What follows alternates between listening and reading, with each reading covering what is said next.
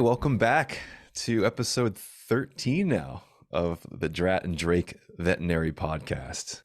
Thanks for having me back. Yeah, of course. Thanks for coming back. I don't Yeah, think we have too many repeaters. How you been? you will. Yeah. You will. Hopefully it's Drat and Drake now, so we kind of have to keep it consistent. Can't go back. Yeah. Yeah. How you been since I last spoke to you? Doing well. Went to a concert yesterday. Okay. Yeah, I Um, think you were telling me she's a big rock star. well, a fan of rock stars, That's true. but Yeah. Okay. That's she's not a musician herself. no, not But yet. no, I mean, I guess I can save it for the Oma and sarcoma. Oh, fair. So Okay. But you guys had a good time? yeah. Oh yeah. Okay, cool. Yeah, Mika had her physical therapy. We had a consult with someone, and now we're just working on these kind of motor skills. Not that she has any significant issues, but of course, you know what? Yeah, let's say that for the sarcoma. Perfect. Today's topic is something that at least I personally have thought a lot about, and I think everyone who's in the veterinary field, whether you're a vet student kind of preparing for it, or you've been likely in your first year, you've second, triple, quadruple guessed yourself. But what makes a good veterinarian, or what is the definition of a good veterinarian? Depends who you ask. Depends on you ask. And Yeah. I think that's the part that's so painful, because I think for me, I'm such a big people pleaser. I care about what everyone thinks, and there's some really asshole veterinarians who have a very specific opinion, and if you don't fulfill that, they treat you a certain way, and now you feel like a bad veterinarian. hmm Right now, I think there's quite a few criteria of what a good veterinarian is. And the way I think about it is, you got anyone who's ever played video games, when you first start off with your little bubble again, when you first start off with your hero character, right? And you only have like certain level of skill points to put into like strength, health, Yeah. defense. Yeah. Yeah. I feel like it kind of sometimes in some situations you're only allowed a certain amount, and you kind of have to put them into certain things, right? And then obviously, this kind of goes into burnout. Are those who really try too hard to fulfill too much then burn out easily? That's hard to say. That might be a discussion for another time. But Remy, what are your thoughts? So I think part of it, so I'm going to preface this by saying obviously I'm not someone who's, near their retirement reflecting on all the different stages of being a vet, right? I am so. There you go.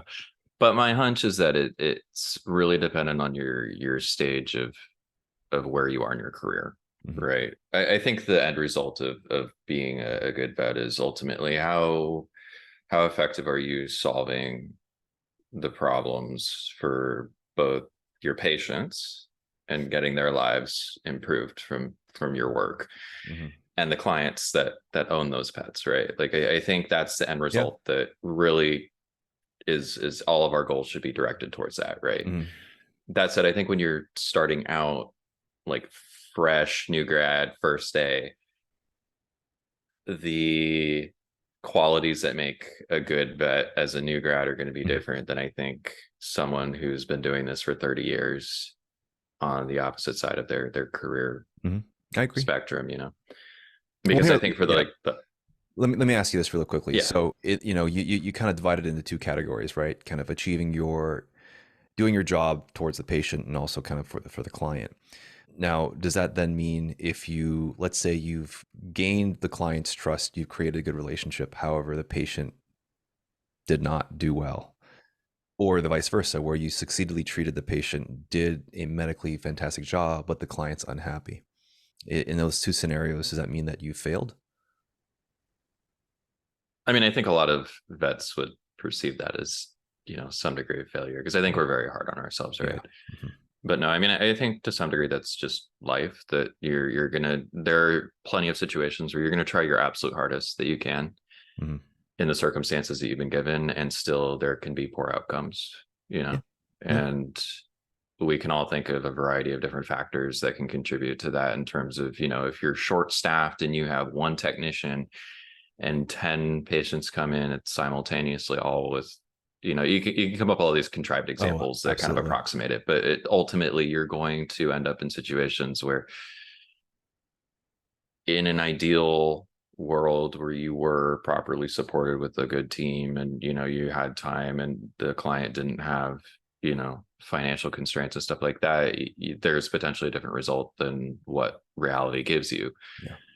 But I think ultimately it again comes down to your effort, and your effort just has to be the best that you can give each I day. And I I 100% you agree. know To add yeah on to that, I think in those scenarios with the quote, what we might consider a hard case or a hard situation or even a failure, I think a good veterinarian would be one that would self-reflect on that and try to then keep that in mind for the next similar case to then try to do better, right? That's yeah that's essentially, I think that's probably what I would consider a good veterinarian in a nutshell. yeah But yeah, kind of continue from what you were saying. yeah but I guess kind of, because thinking more about this, I guess Mhm. I look at like new grads, Yeah, and again, I'm kind of lumping in like the classic small animal vet, right? we Because don't I know talk that about large there's, animal. We know nothing about are there even horses. large animal vets We know anymore? nothing, Jon Snow. They're like mythical unicorns. No, I think for new grads, it's been well discussed as far as like, Mhm. being open to learning, don't have a chip on your shoulder, continuing to try to improve, what your skills are, things like that. I think are obvious. It's the Yeah, ones that I would say, at least within our colleagues, the focus is actually, I think, more on the vets that have been out for decades. And I think you kind of spoke on this in one of your earlier, yeah, yeah. like I old think school my vets first that, my first episode. Yeah, yeah, it's like, okay, there's a lot of opinions that start to develop about vets that have been out for a long time, especially ones that I think have established medicine that was great 30 30 years years ago, ago. and it's like, how do Yeah. we reconcile the fact that there are things that change over that time period that objectively a lot of younger vets would look at and say, this is not good medicine anymore, at least from their standards, and I think as long as they're still above the line in terms of it, just modern veterinary practice, they're okay. But it becomes a thing of like, is it optimal? Is it getting the same quality of results that, we now know we can get if we have more modern techniques? Mhm. The problem is like, for the vets that are kind of left out there, not really having an avenue for improving. Because the question is, okay, where do they go to improve their skills, right? If they're showing up to their general practice with two doctors out in the suburbs, what do those people do? And the obvious one is CE, right? That's exactly. But I I I have a lot of gripes with CE just It's not a in. perfect system at all. No, I think my Yeah. biggest complaint is honestly like I've been shocked at the number of CE events, and this is kind of a general announcement I guess I would want to make to those that are giving these CE talks, that I feel to some degree they are reduced down to the level that you would teach fourth year vet Mhm. students, just newly being introduced to the topics, right? So we'll have presentations on, management of chronic diarrhea, or you'll have, a presentation on managing, diabetes. And it's a lot of these talks will be very basic, all right, you have a long acting insulin, short Yeah. acting insulin, but there's never like the push for, okay, we have new research that came out of NCSU that now Yeah. tells us that Well, there's an alteration in what we're why do doing. you Right. think that is, right? I that then goes into, is it ultimately you tailor to the demand? If the demand isn't asking for the next level, or at least the percentage of the demand isn't asking for that, is it now because the veterinarians who are attending these CEs truly only have a fourth year level of understanding? Because I I mean, mean, if yeah, I think it's hard to make CE talks. Like I don't minimize the fact that I think you're looking. I mean, you're asking these vets to devote the time to create these presentations and these talks, and especially if you're asking them to develop talks that are based on new evidence, mhm, cutting edge stuff that requires constantly refreshing what you're presenting, right? yeah, But I do think that there's some degree of an implicit,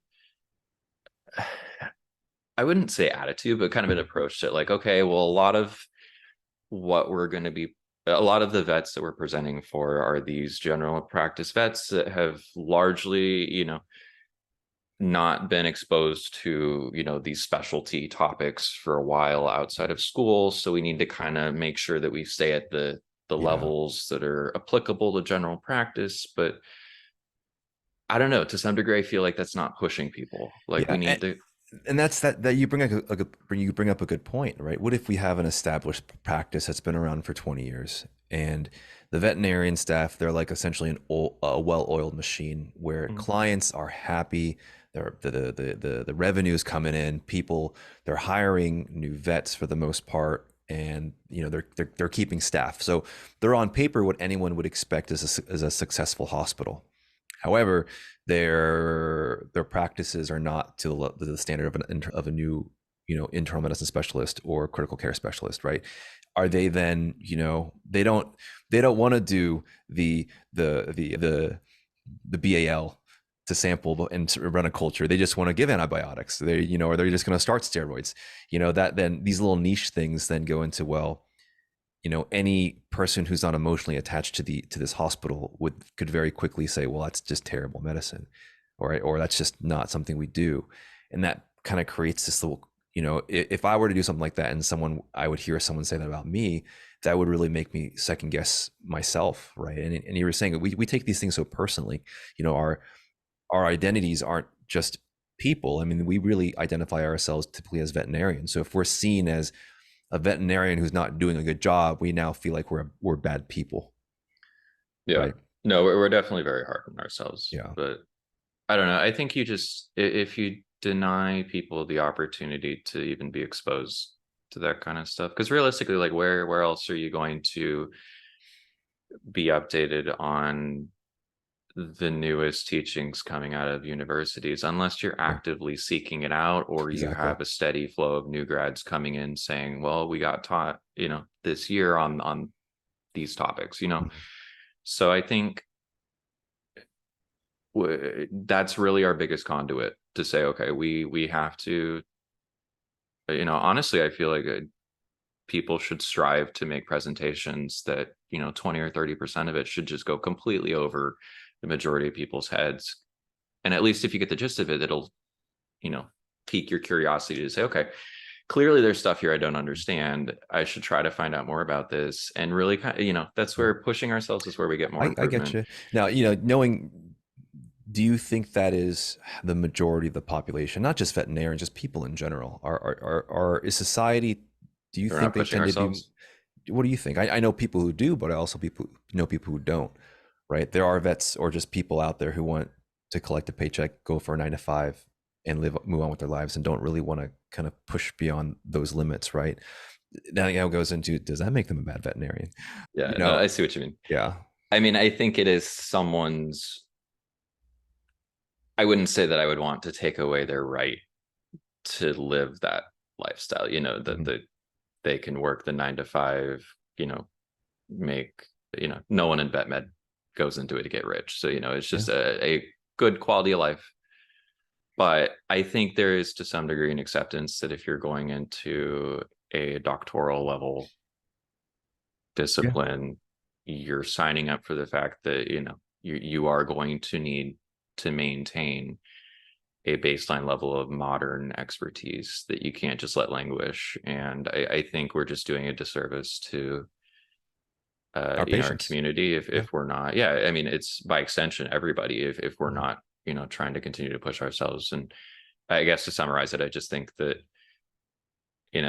I don't know how, and this would be where I would be curious to have people that do give these CE talks kind of Mhm. really give us insight in terms of what it takes to develop it, or if there is like guidance from the organizers that hey, we want this kind of a CE talk from you guys. Mhm. I don't know, but I think my biggest complaint is going to some of these events that I feel like it's just kind of wasted time. Like, yeah, you have to do it in terms of like the state laws and stuff, but I wish they would push us more than they do. Mhm.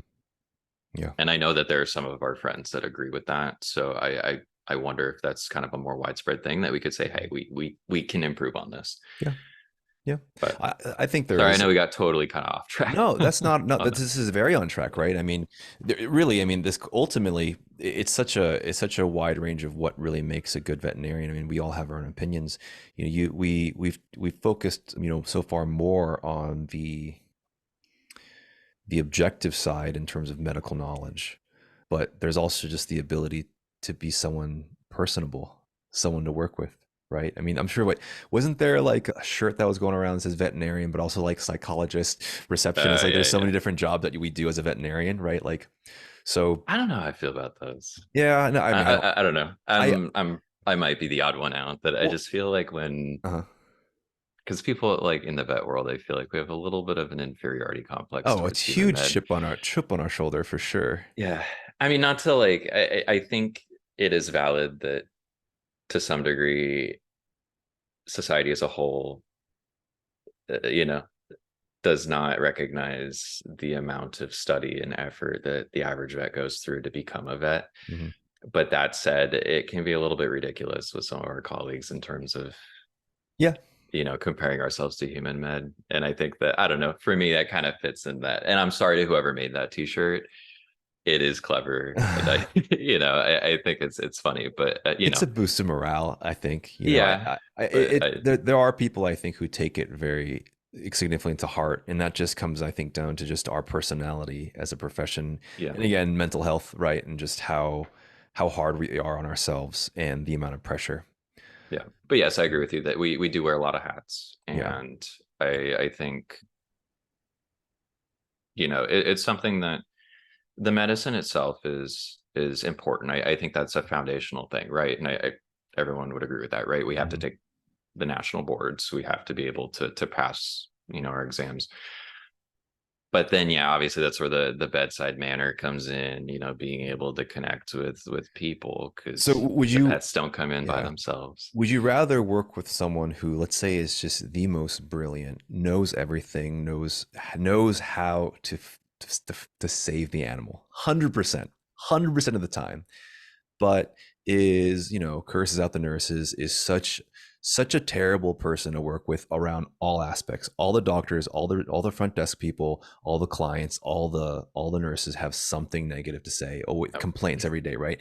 But I mean, they're everything else, their profit margins for the hospital, their again, their percentage of, you know, it's just right. I'm 100% in agreement with you. All right. Well, then there's the complete opposite. How about the person who's just so loving, so such a caring, gentle soul, such a treat to work with, but really lags behind on like modern medicine.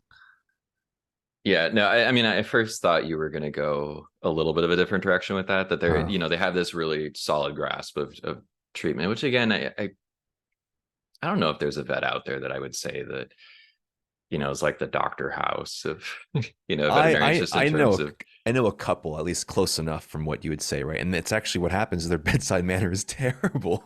yeah, no, You but I know? mean, just in terms of like, there's so many gaps in modern medical knowledge, like, and I'm including human med, like everything that it is just such a complex area of knowledge that it's just there's obviously some gaps that I don't think anyone can adequately, for any given patient have 100% success rate with, Yeah. decisions that they make. It's impossible, Yeah, right? I So agree. I think if you would have said that they just were really awkward and they had difficulty communicating with people, I would have said, well, shoot, just stick them in the back and have Yeah. them, be an Yeah. ICU doc or whatever, and Totally. just, do that. But as soon as you said that they're a jerk to anybody, honestly, anybody, like to me, that's like, nope, nope, done. 100%. Because to me, I really value having nice people that you work around. And like, you can be stressed and you can be Unhappy at times, you unhappy, know. but you can't take it out on people just because as brilliant as that person may be and as good as their, revenue may be or whatever, that there's so many negative externalities that come off of that. And I've met people like that, and I have seen hospital owners that value those people because they look at them in isolation, right? Like you put them on a spreadsheet and it's just like, well, this is obviously our most valuable. So I totally just dropped my mic. um That's totally our most valuable doctor. But anyone working in that hospital could tell you, well, everyone else can't get their job done. They're quitting because of that person. And it's Mhm. not obvious from the numbers. And I think a lot of hospitals, will eventually run into having employees like that. Mhm. To me, I just I I I think I have a low tolerance for team members that act that way because I think, just it's not, Toxicity in the workplace is yeah, one of the worst things to bring in. Yeah, is one yeah. of the worst Because qualities to have. it affects everything so negatively. It affects It the does. patient care. Your clients are going to pick up on it. Like, it is not a good thing to have. So I would rather work with a doctor that has a less solid grasp on the medicine as long as it was adequate in terms of patient results, that they're not doing anything necessarily harmful, but they may just not have a great grasp on the medicine to the degree that that other person would. Yeah. But they're open to learn. They're open to, come to other doctors in the hospital and say, hey, what are your thoughts on this? Can you help me kind of, reason Exactly. through, And that's where the good personality comes, right? Like the right. acknowledgement that, hey, you know what? These other doctors might actually have something worth value for me to learn. Let me have a good attitude. Let me also, you know, put myself in a scenario where I can become better. Yeah. So, Veterinary medicine is a team sport. yeah, So 100%. anybody that's going through vet school thinking they're going to be the hero for, on their own, it's just, you're going to be one of those people that are not Yeah. pleasant to work with. So you really need to be able to be liked by, everyone you work around. And it's just that, spread the goodwill with everybody and it'll come Yeah. back to you. So That is actually where I think for me the gray area is. That's kind of where I struggle with, right? Let's say you have, because you're going to have people who, let's say they do a 1 year internship and that's it, and then they're off on their own, and an internship has value, and we can go a whole hour into our thoughts about it, and I've already expressed numerous times how I feel about it, but they've got a good amount of fundamental knowledge for the most part, but an internship doesn't now mean you're a well-rounded doctor in terms of overall knowledge either, right? You still need to practice it and fine tune that. But there are people who, internship or not, just go straight into working, have zero lack of additional mentorship from there. And now they're kind of, you have this kind of nebulous area where you're confident, but you aren't exactly doing a very good medical job.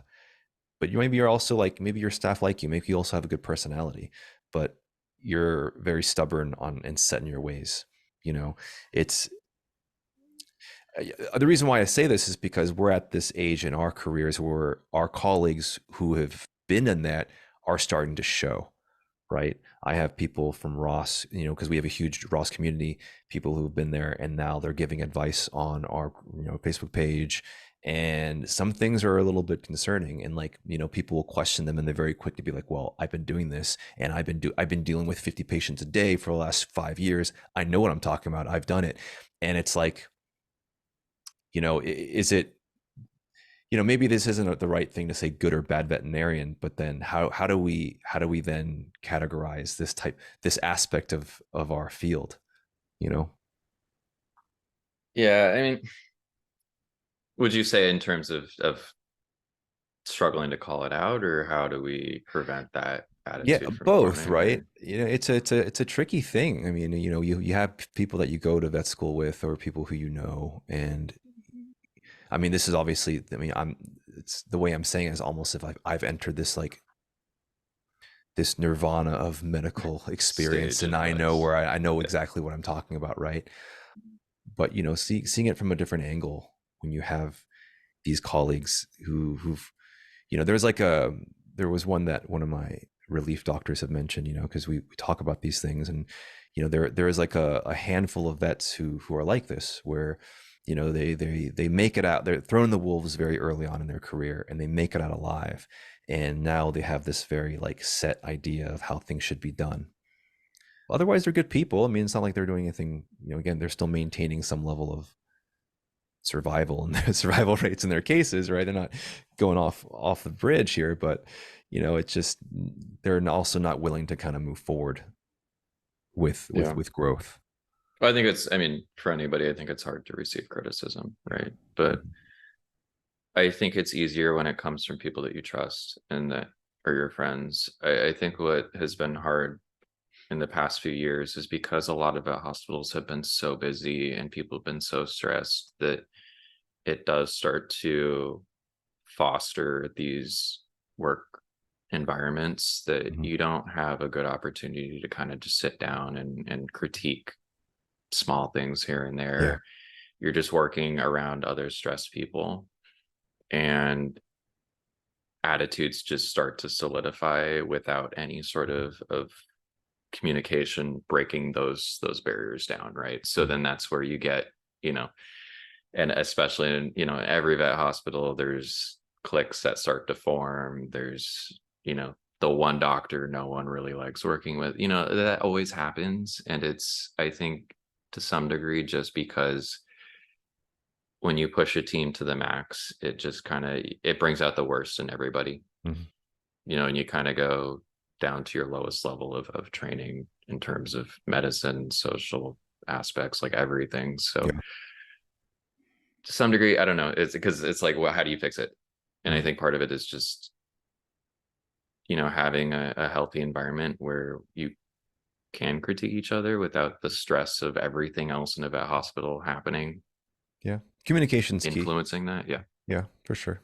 But I will say that, Colorado State, which is where I went to vet school, has, communications classes and like foundations and stuff that Yeah. helps you, That's why you I wanted to know, go there for my clinical year. They have you guys have a department specifically for communications, which I yeah. thought And was so and cool. I don't know how common that is in other vet schools. Like, I guess my assumption was that that's just part of the curriculum everywhere, Mhm. but my understanding is maybe that isn't. I don't Yeah. know. I screwed up because I actually asked the communications department. So CSU has a specific department in their teaching hospital where it's not for students. They just have hired people to go over any questions, estimates, feelings with clients. It could be for a bill, it could be the loss of their pet. They can just kind of give them someone to communicate with. I screwed up because I knew about this and that's all I wanted to go to CSU. And I went to the department and said, hey, like, can I like shadow you guys for a week? I'd love to see how you guys talk to your clients, how you guys manage these difficult conversations. And they said yes. And I just never followed up. I just, you get Bummer. busy, you have these excuses. And I should have, anyone who's at CSU or who's going to CSU for an externship, they said yes to me. This was like 6 years ago. I don't know if they're going to say yes again, but I think it's a good idea reaching out or whatever school to really shadow these facilities with such a unique department because as, Sure. as we're saying, it seems like communication workability is probably one of the biggest strengths to have as Yeah. an individual or as a veterinarian. And specifically what you're mentioning is the Argus Institute, which Yes, is yes. they're effectively, you know, they're they're like advocates for the client that also work with, the doctors that are, it's just, it's kind of, I think, that missing link that a lot of vets Yeah, wish they yeah. had, because there's so many situations, and I think this is especially prevalent in ER, where you are time constrained. There are some situations where you have only a couple minutes to tell somebody the worst news that they've ever gotten about their pet, and Mhm.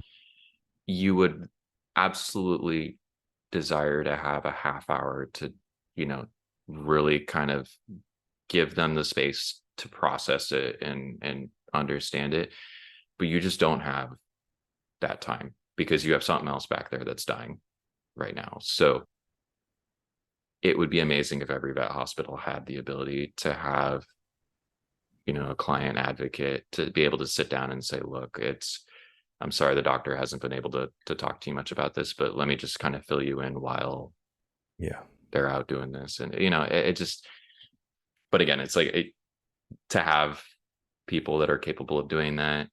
It's an art too to be able to do Yeah, that. So it's it's easier said than done. But yeah. Well, there's so many vet hospitals. It's not. I mean, yeah, it would be amazing if every vet hospital could pay to have someone like that on their team. But it's just, because they're not vet techs, right? Or even vets. I think they have like at least some type of college degree in psychology, right? I think that's what it or communications. I I feel. don't know, Okay. I but feel like that's what I remembered because they're good at what they do. they're fantastic at what they Yeah. do. Yeah, CSU all the way, man. Pivoting a little bit to kind of, really probably at the core of why we question ourselves is essentially imposter syndrome, right? Is a thing that we throw around quite a bit, which I think it is something just based on our personalities, us being so hard on ourselves. What is your experience with imposter syndrome? I mean, I think it is present always to some degree. Mm-hmm. I think it would be weird if you didn't have it, Yeah, just because to be entirely secure about your skill set and your knowledge, I think that's where complacency starts to grow, right? So it's only when it starts to become a dominating part of your perception of yourself and it interferes with your ability to function that becomes excessive, right? That yeah, it's no longer productive. If you have a little bit, I would say that it motivates you to say, okay, I haven't seen, sharp hay fever in 5 years. Let mm-hmm. me just double check, you know, the the quick consult manual or whatever, just to make sure that there's nothing that I haven't forgotten about, right? Yeah, And I think that's healthy, right? Because I think our clients would want us to do that just from the standpoint that they want the best outcome from their pet, mm-hmm. and whatever you need to do to refresh your knowledge is important. But definitely, it hits you hard when you're first starting out and you just have this oh crap moment where you're just like, I'm responsible for these pets, Yeah. and you don't have your faculty over you. You don't have, it's you. And I don't know. I mean, I guess it's something I haven't really thought of in terms of, is it a predominant enough issue that we aren't paying enough attention to? I don't know. I guess this is the first time you're really Oh, making me think yeah. of That's a good question. I is mean, this? I guess for an analogy I have for imposter syndrome would probably be like your cortisol levels, right? Yeah. If you have too much, and then you have Cushing's. If you have too little, then you're Addisonian. If you um, measured a vet's basal cortisol just on any given day. and maybe there's a correlation with imposter syndrome, right? I got to do a test on that. Um, your question was how prevalent it is. I think that there is quite a bit, and I think it just comes down to how people project it or how people deal with it. When you look at, and I hate to go into like social gender norms and things like that, but when you look at your cis heterosexual males in the veterinary field, a lot of them tend to be a little bit more stubborn on their growth. At least, sorry, I mean, from some of the ones I've seen. I'm obviously not listing any names because Yeah, from your most of the experience, ones, yeah. you know, and those are typically the ones who I kind of mentioned where they either do an internship or they just go straight into GP, very little mentorship, and then have this because they survived it. Developed a very hardened core or surface of knowledge, right? And there has to have been, some level of imposter syndrome at that point where the way that some people deal with it is by completely shutting it off and just go full force head first into it versus other people will very much sometimes shut down, might even go to some type of panic attack, right? And that could be obviously in combination of the caseload and all those things. And I mentioned my panic attack in the middle of my ER stint in 2021, yeah, or 2022, and that when I reflect on it, I don't think that imposter syndrome was very much the primary cause, but when you're constantly overworking yourself and in a scenario where there's complex cases and you're constantly challenging yourself, there is always going to be that cloud of self-doubt that probably plays a big is a big player into that. Yeah. Yeah. I mean, now that, because you're making me think back on like the people I would, because it's not like a topic that I've discussed at length with a lot Hmm. of our colleagues. I would say that the vets that I assume suffer from very little imposter syndrome, or at least show no outward indication of it, tend to be the ones that I think they can put on a very good bedside manner. and presentational front to Hmm. clients. And I think that they tend to be the ones that I would probably peg as not having the highest quality medical prowess Hmm. or decision making, and it's something that some of the vets that I've known that have definitely like very obvious imposter syndrome are some of the ones I would say have some of the best medical decision making and like intuition. It's Yeah. and they almost seem kind of opposite.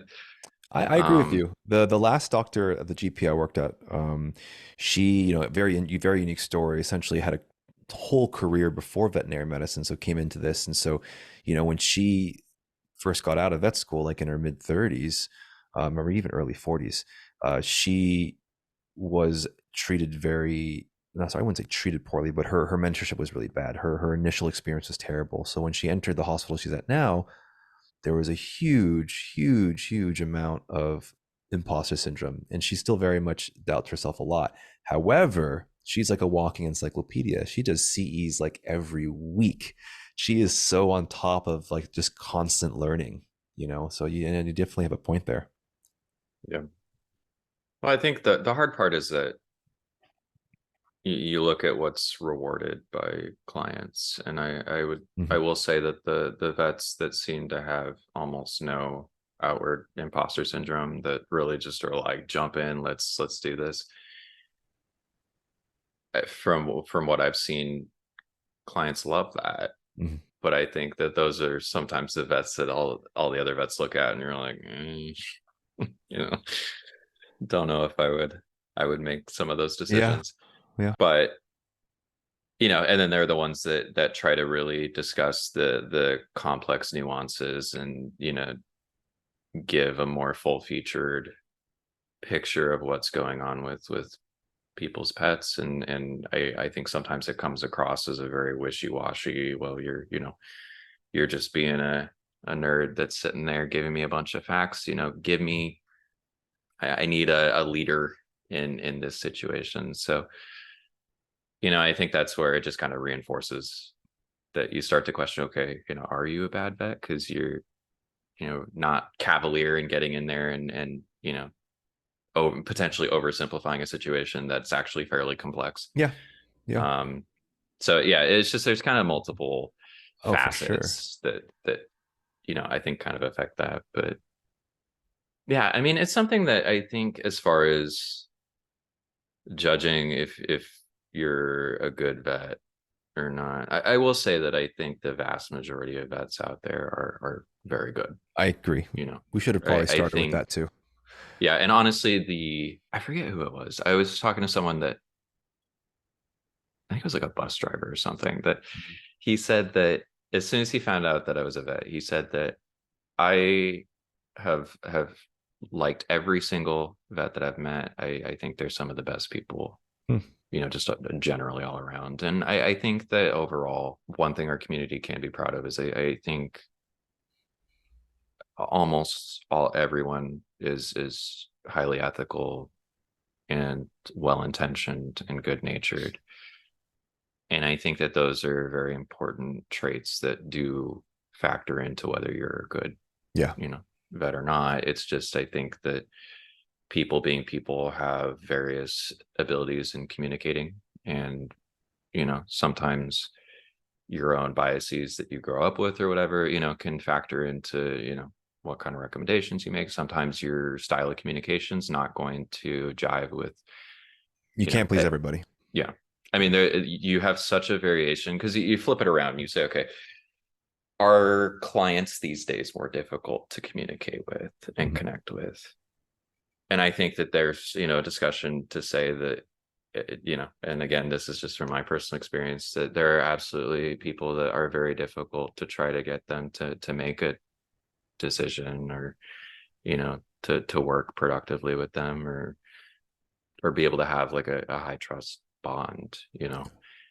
I mean, we are working in Florida where a lot of those very straightforward New York personalities kind of come down. So who knows if Yes. it's really just a location thing, right? Yeah.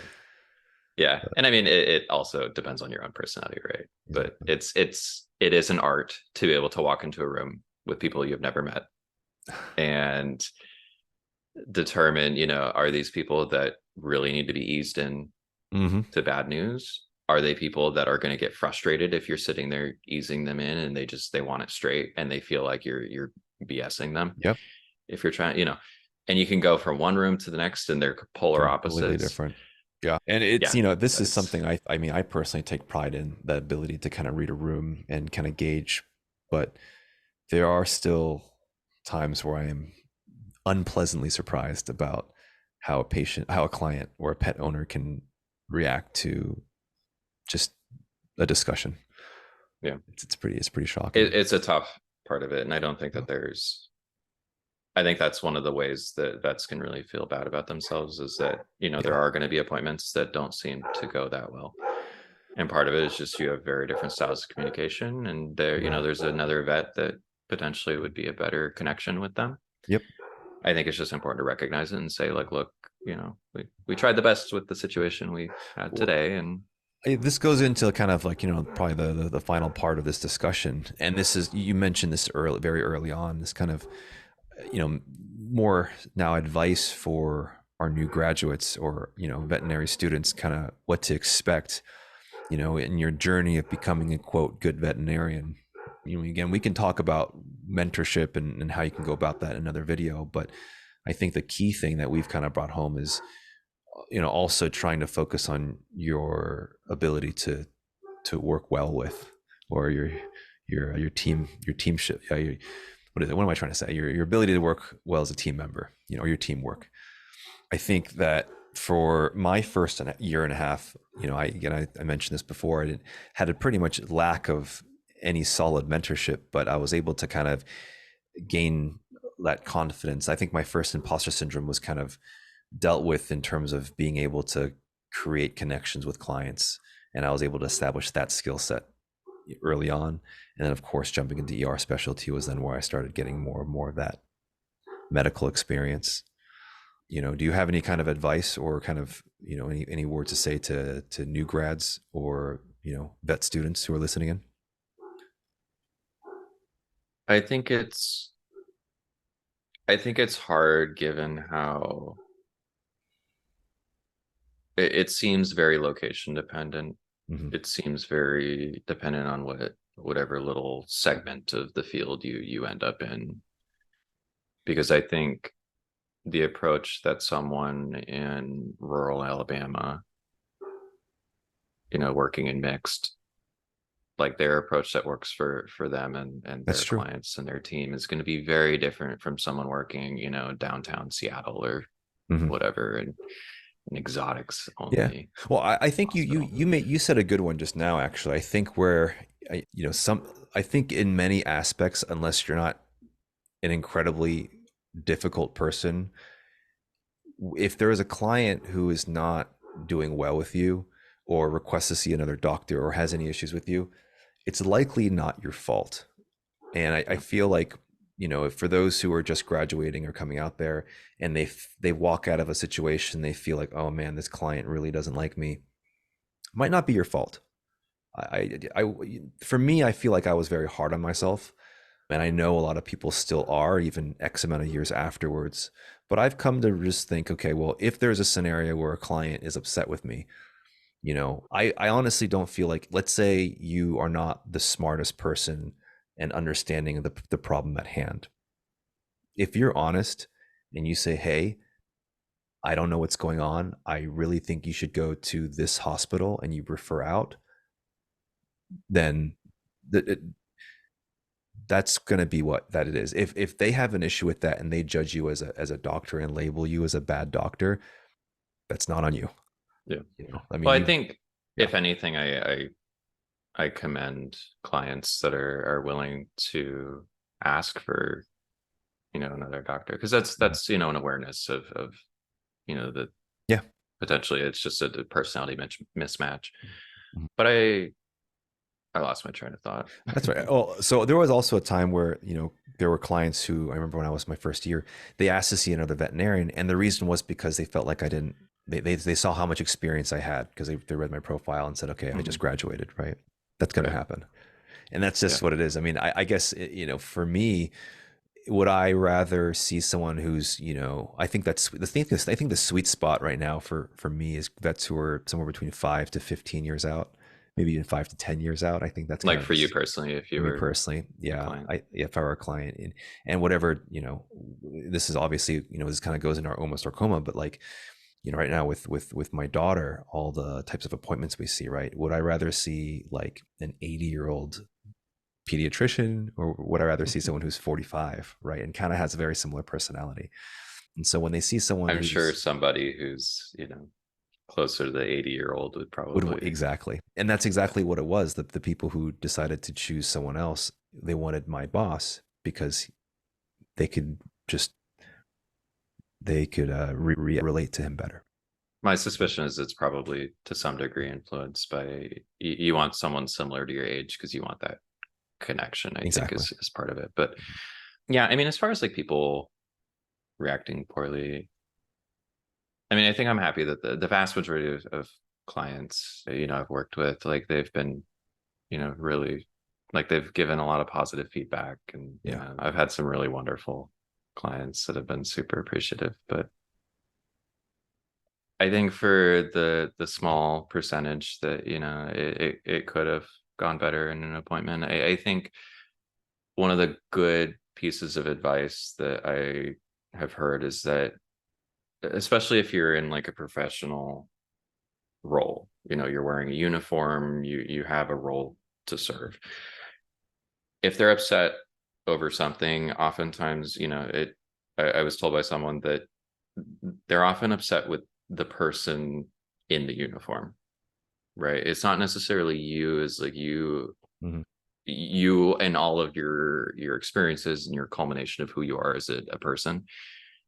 It's the role you're serving and the capacity, like Yeah, just the face of it. I believe that. What becomes hard is that some people, and I think this has been a little bit of an increasing problem, that you look at the clients that really take it upon themselves to try to inflict as much emotional damage as possible, almost like in a vindictive manner. And It's I look at rare. some of our, Yeah, yeah, but it but I look at happens. some of our colleagues that have been subjected to that, and some of them, it was just like completely overboard for anything that was deserved. So there are those people out there. They will always be out there. And I think it's hard for those people that are in that situation to disconnect. Hmm. You can't just say, oh, they're upset at the uniform, because they're trying everything they can to try to throw it on you. Yeah. And I don't know what the solution to that aspect is, because I think it's something that every, person in vet school and coming out of vet school, like that is something that you have to be prepared for. Yeah.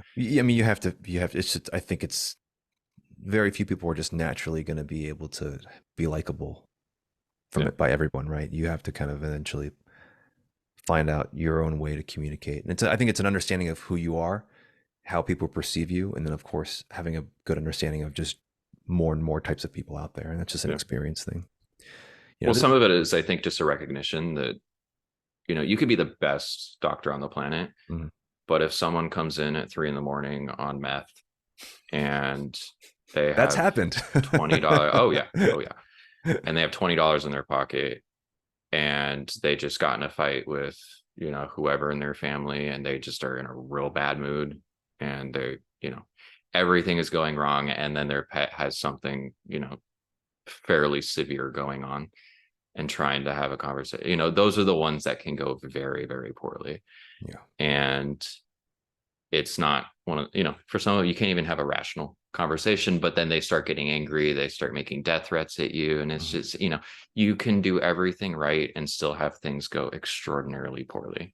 Yeah. And I think that that's just something important for, There's a lot of uncontrollable factors yeah, in our, yeah, in our care. It's funny. We obviously very strongly believe that a strong component of a good veterinarian is someone who is good with clients, obviously, and good with a good team member.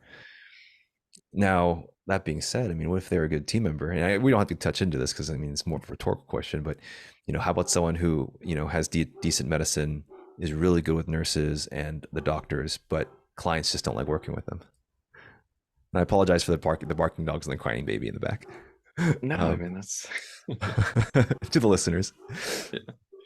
So you're asking if just they don't connect with clients well, but everything else is Yeah, fine. you know, because I guess just because we've harped so much on client communication and client doctor Yeah. relationship, which I very much value, it just now goes like, how about people who just have some type of, that's just their personality, have a hard time connecting with others. I mean, I guess that just seems like one of those things that's so individual, right? It Because is. if I, to I some know I degree, know I some vets who are think, like that. Yeah. yeah, I mean, to some degree, I think you're just judged on things you can't control, like your appearance, your Mhm. height, just stuff that people Yeah. react differently to. And I think in those situations, there's to some degree a little bit of a self-awareness that, okay, I can't Mhm. change any of those things. Mhm. So what do I want to do with my career and everything to just make it so that I'm not constantly subjected to these undesirable aspects? Yeah. I think if it's something where you just are awkward communicating with people, you just aren't comfortable having, hard conversations, whatever. If it's something that you can try to improve your communication skills, the fact that now that we have classes on communication in vet school, I think that that's an opportunity to improve in a way that you may not have. But there's speech classes, there's, Mhm. I mean, even for some people, if they have underlying anxiety, that potentially do they go the route of trying to Medication. get the, yeah, like medication, counseling, like whatever, to make themselves feel more comfortable, more confident, to be able to go in the room and Mhm. talk to strangers. I think that is something to look into, right? Because I agree. it's an integral part of your job. Yeah, Like you and can't not. this does go back into, I think, the main point that we said very early on is like, I think what makes a good veterinarian in a very blanket term is one who's aware of who they are and is striving to still constantly improve themselves. Yeah, Right. I think So if I had to encompass it into to boil it down, yeah. yeah. So because again, it doesn't necessarily have to mean that you're the smartest person in the room. You know, doesn't also mean that you're the easiest to work with necessarily, but I think it does. It definitely helps. Yeah, Yeah. for sure. Okay. Cool, guys. Anyone have any questions, please comment, like, subscribe, follow. You What do a else little do we button talk up about? there or Right, something. right. Let me see these videos nowadays. They have a thumbs up that show up. I don't even know. I don't know why Zoom mine does that doesn't. only for me. Maybe it's because I have a Mac. All right, Oma sarcoma. Dr. Drake, what's your Oma for today? I mean, my OMA was, I went to a great concert yesterday, but it also ties into my sarcoma. So we ended up seeing Anne Berlin, Mm-hmm. which they're they're changing lead singers, which is a big thing for a lot of bands. But so Yeah. it's kind of like a farewell Oh, concert okay. tour for the previous lead singer. And that's one of Steph's Uh, favorite bands, right? Is that because the favorite. okay? She told me Yeah, that. I remember, and I've never heard of them, but that name yeah, yeah. rang a bell to me. Okay. Most people recognize like a few of their songs at least, but Yeah. yeah, and then like Hawthorne Heights. But yeah, I mean, it was a good show. It ties into my sarcoma though, because we were up at the front and there was this girl a couple spots down from us that, how musicians, like, they'll bring it down and just sing some very, And a little bit softer now. yeah, like And a little they bit just bring it softer down, now. have a little bridge there. And I don't have a problem with people singing, like that's not an issue, but she was trying her best Yoko Ono impression. I don't know if people have seen that video, but look at, like, on YouTube, just look up Yoko Ono singing, and I think like the original version, and you'll see exactly what I'm talking about. That she was just belting like, yeah, like at the top Totally of her kills the lungs. mood. Yeah, I was just like, Oh. how can you not have enough self-awareness to realize that no one paid to listen to that? Lack of Um, self awareness is probably going to be like the sarcoma of every. Yeah. That's, it's like, but otherwise it was that's good. terrible. It Okay. was good. Okay. There's another one tonight, so it's 2 days. Are you guys So I'm going to, hoping she's not showing up. oh, you But guys are yeah, going we're again going again. tonight? Yeah, No yeah. Well, way. because it's That's, like it's the farewell thing, right? So hey, you good gotta for you you. gotta go Hey, to you both. guys But enjoy it. I hope, yeah, tell Steph I said have a good time. I'm glad that she's, yeah. are you guys getting any merch? So we got like posters and stuff, and she has like every shirt that they've sold. Oh, So okay. there's like one that She needs to she was complete the debating on collection. getting. It was, I don't know if you've seen the meme with the, like, the woman yelling at the cat Oh yeah, yeah, over of course. broccoli. And it was just like, how could you change your lead singer? And then it has the lead singer's name over the cat. That's It was kind funny. of funny, That's but yeah. actually really fun. I'm glad they actually that's actually positive self-awareness, right? Yeah, no, I mean they're owning Yeah. it totally. Yeah. But yeah, no, it was a good time. Okay.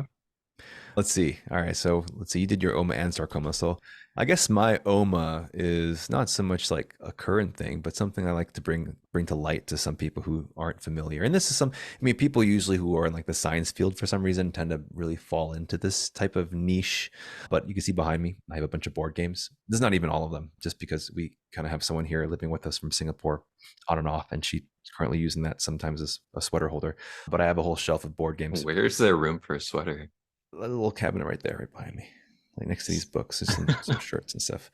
Um, Super generous with your I space. know, right? I don't even attend to my crying baby. Okay, I promise I'm gonna go take care of her. I promise. But there, people obviously hear about Monopoly. They talk about board games of like, yeah, like Life or Mousetrap and all that. Even Cranium is a popular one that people probably know about. Ticket to Ride, and then when you talk about actual board games, or quote actual board games, a lot of people have heard or at least played Settlers of Catan, which I kind of call the gateway drug into like deep diving into board games. The real board The games. real, and honestly, I'd have to, I'm kind of a snob at this point because I've delved so deep into it. Granted, I have like SpongeBob games too, but Is that the next level up? that's the next level, man. Wait, so what's above Catan then in your Oh my mind? gosh, everything else, dude. Like, so if you go, yeah, I mean, Catan it's fun. I'm not gonna get too into it unless anyone requests I do a podcast about board games. I'll All right, totally we're do it. halfway through the podcast. I know. Let's go for the other half. So Wait, so have you been like super into board games this whole time, and this whole I time. never knew this about you all these years? Is that really? Huh. You I'm might have pretty open mentioned about it it. at one point, I but I it's guess I don't know. Like, do you have dozens of them beyond what you have on your dozens, bookshelf here? dozens. There's I thought I was like kind of bad, but I'm nowhere near the level of some people who like spend thousands. I might have probably spent about $1,000 in total on board games, maybe more. Okay. But like there, for example, I met someone who was a clinical pathologist. He's now retired. But you know, I somehow like went to his house and I went into his office and he just had literally hundreds, if not thousands of board games stacked from the ground touching his ceiling all throughout. And then I'd go into his bathroom and there was board games. And then I'd go into the Okay, now this closet is and starting to there's sound board like a games. hoarder situation. Right. I mean, hey, not bringing up his name, but he's a big collection guy. Wait, actually in the bathroom? Yeah, his off. Well, going into the floor of the bathroom and then out into the closet. He was. I'm not. Sorry, I should probably give him a little bit of credit. He was currently Yeah, I'm moving sorry because things. I know Yeah, our field is super small, so we might yeah, actually see right. this. No, but like He had to move the board things. games are okay. It's Yeah, just I he don't was think you in a should put them in the transition period. bathroom. He had Okay. someone living in a current space that was being occupied, so we had to move Okay, then everything, that's and it was fair. scattered. Yeah, Okay. yeah, yeah, yeah. So he will buy board games daily. He would go. So he was the one who introduced me to board game conventions. So last year on the summer, I spent 5 days and 5 nights in Orlando at a board game convention. That's actually where VMX is, or where they used to be. And I spent 5 days and 5 nights for playing board games, 16 hours a day. And you're just in this giant ballroom with like 200 tables and this like there's a corner, like a quarter that filled a quarter of the whole ballroom with just board games you sign up to play. And you check it in, you check it out. And there's new games, there's games been out for years. There's this whole community of board gamers who are way beyond where I am. But I'm at the part where like I've scratched the surface and I'm aware of it and I kind of know the obsessiveness of it. I've like, if you're someone who goes on Kickstarter and buys these board games 2 years ahead of time on the daily, that's like where those extreme board gamers are.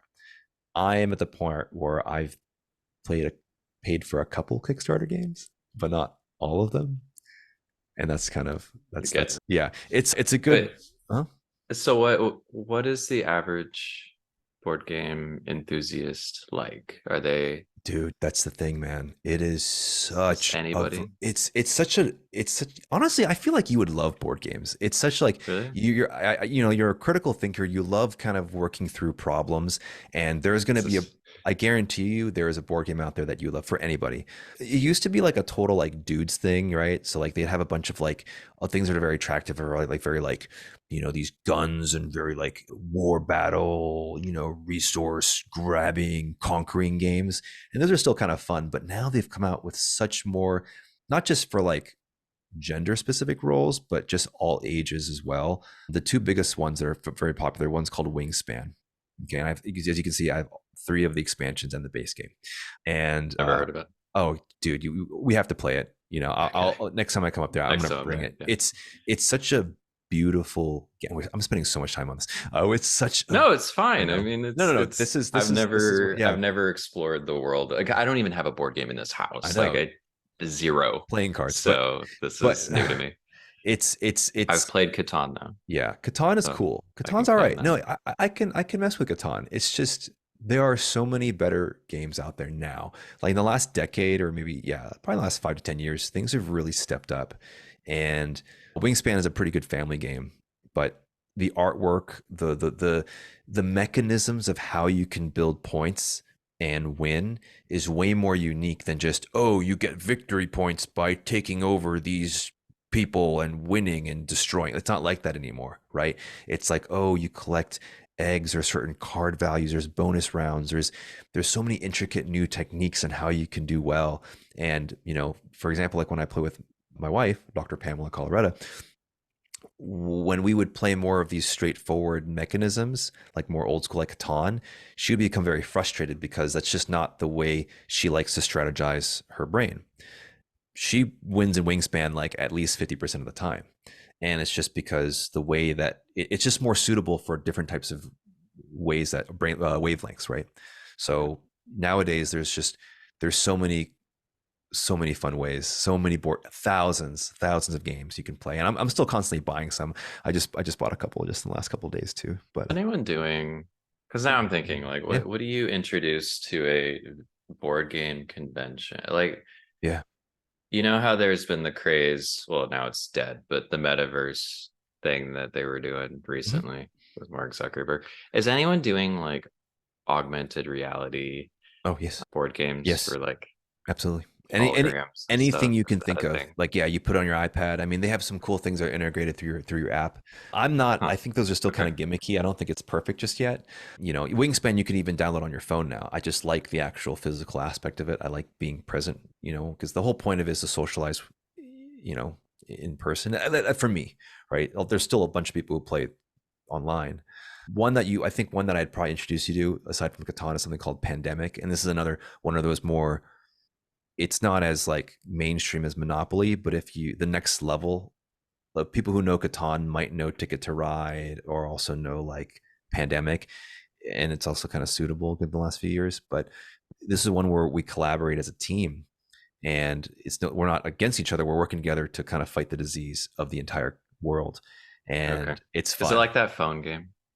I played the No, phone one. plague. You're talking about plague. Plague, Yeah, you're yeah. the disease, right? You're trying to kill everybody. This one, you're So trying to it's like save opposite. the Okay. opposite. And this is the first game that Pam and I played because we're not very good with competing against one another typically. So when we worked together, it was a really fun time. Hmm. So Yeah, I didn't know this about you. oh yeah, oh That's cool though. yeah, I think yeah. So yeah, that's my OMA. Wait, so yeah, what's the sarcoma? You My oh yeah, my sarcoma. I know, right? don't have enough. Can't we keep talking about board games? My You want to sarcoma. make a whole episode about it, I I know, I guess. I'm totally down. can. I absolutely can. I mean, there's so many videos too. All right, well, on YouTube you can find like, oh, my top 20 board games, and they kind of they get views. It's your second career. I hope one of these days. I actually thought about doing either making my own board game or opening up a board game cafe, but that would be a passion project. It's very hard to even like just make ends meet because you'd just be throwing away money on the monthly. If I could find a way just to not even make money, but just have it just build on itself, I would totally do it. But every Well, it's a board board game, game cafe. I mean, this is where now we're digging into the I finances know, of board game cafes, but like I would assume that they make most of their money just on selling drinks. food and Yeah, drinks, right? Like exactly. it's not, Well, now you it's go just into a way to get them in the door. now you go into the complication of like, well, if you're selling food, are you going to get the board games dirty? What kind of Ah, food are you? And the cheapest one's fried food, right? So that's what probably the highest profit margin is fried food. So like if you're trying to maximize and sell French fries, well, now you're gonna have these greasy people who play board games aren't typically the most clean, anyways, right? So like, let's be real. So like, are they gonna treat your games with respect, and then are you want to serve alcohol? Because that would be fun. Absolutely. But then now you have people getting drunk, spilling all of your board. So there's that aspect. And granted, board games aren't typically that expensive, but there are that can be several $100s, right? Wasn't Catan expensive? Nah, no. I mean, when it's on sale, you Not can. compared to what you No, man. I what you got. buy. Yeah, you can't see some of the games. I just put down like 200 something dollars on a game I'm getting next year, and I'm Huh. excited. Yeah, I played it at the convention. They ran out. The company ran out, but now they came out with an expansion that I bought with the base game, which is why it cost so much. But And anyways, so I suppose you wouldn't, yeah, because you wouldn't stock the cheap ones. Anyone who's going to go to a board game cafe is not going to be interested in the cheap ones. They're going to want the no, expensive. not always. No, it Yeah, really, so I see because how that would be kind of a problem. some people would go in, they're pretty like they're just pretty open to learning, right? Because like, oh wow, board game cafes. Okay, well, let me start off with something simple and easy, and then there are those who then want to jump in. But those who are like really into like the hardcore, expensive or like intricate ones, they already probably established that kind of etiquette of taking care of those things. So, all right, sarcoma. I keep I I guess my biggest inspiration in terms of podcast content is probably Elisa Schlesinger. This actually is not really anything her content, but this is something that she harped on a lot, especially when she was pregnant with her first kid. I actually haven't been listening to her podcast too much recently, but when she was pregnant with her first child, she mentioned how literally everything is focused. I our demographic, kind of like mid 20s to mid 30s, middle class, upper middle class, white, Caucasian, Asian, model minority, whatever you want to categorize. We're like the ideal demographic for with kids in terms of a marketing standpoint. Like every baby child company is like, we're just the target, and I'm constantly getting ads about this, and it's just like, you need this $150 robe, birthing robe, or else you're the terrible parent and your child is going to suffer. And it's very overwhelming, and I've been overwhelmed even when Pam was pregnant. Pam could probably hear me through the window, through the walls here, and she knows I say this all the time. And it's also, what's even more frustrating is like, we then start to get more understanding of illnesses, right? We now we talk about tongue tie, we talk about torticollis, we talk about these milestones of how to achieve things, and Mika's doing very well. She's very healthy, but yet we still can't help but just especially as people with a medical background, get so focused on like the specific details of, okay, well, at 3 months she's at this, oh, she's not turning her head to the left at this much as compared to the right, and then you then have this, suddenly the formula, the algorithm on your phone goes, oh, do you want to know more about how badly your baby's doing? It's Here, listening in on your yeah, conversations, here's man. a video on a baby with scoliosis. And it's like, oh crap, all right, now we got to see a doctor, right? And so, I mean, there's a benefit just because you also we have more knowledge and we can prevent potential issues that going down. I guess Well, it's we not so also have much. enough knowledge to be dangerous with it and Exactly. create And problems for ourselves because we my overanalyze everything, right? Yeah, my sarcoma isn't the fact that we have this data and also these resources available. I think my sarcoma is the sense that it's so overwhelming, and it's impossible to filter through the scams, right? You can't really know until you try it, and then you try it, okay, and then now you've either wasted your time or you through a free trial, or you've wasted your money through a non-free trial.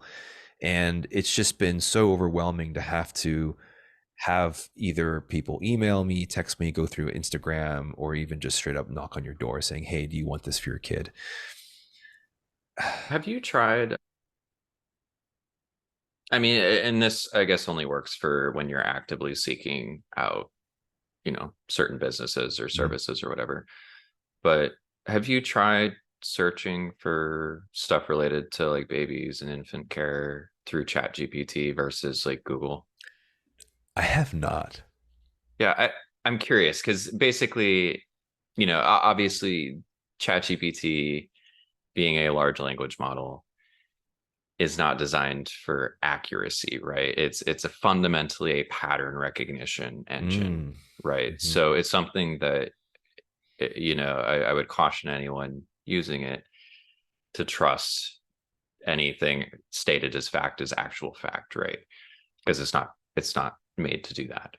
That said, it actually seems to be fairly good at a quasi Google replacement. And I've used it in terms of just searching, well, what are some decent recommendations for strollers or, something Hmm. like that. And it can actually kind of serve a purpose of aggregating I could see results for that. something like that. And then it can provide links that you can Yeah. look and you can kind of Okay. sift out all of the ads. Because, I'll check Google it out. search these days, how many ads do you have? And how many blog Yeah. posts do you have where they just ramble for 5 pages You and know, then tell you something that's just garbage, to tie this all together, we should actually ask ChatGPT what makes a good veterinarian. All right, let's do it. Let's do it right All right. now. I'll use the GPT-4 model. And I'll cut this part out. That way we're not wasting listeners' time. We need to be able to just get this up on the screen.